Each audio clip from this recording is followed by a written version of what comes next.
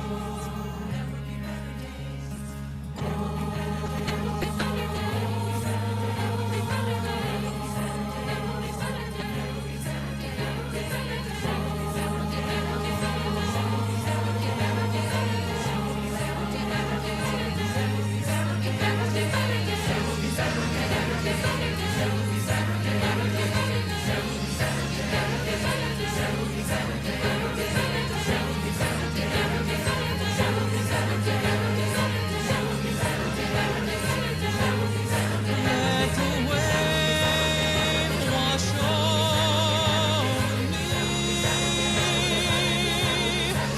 Let the wave wash over me. Let the wave wash over me.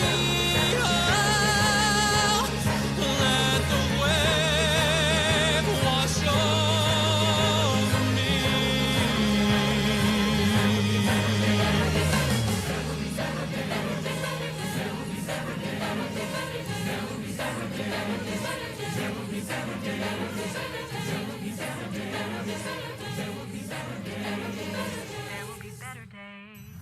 There will be better days. There will be better days. There will be better days. There will be better days. There will be better days.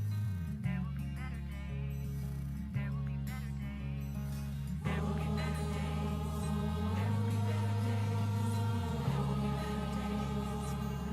better days.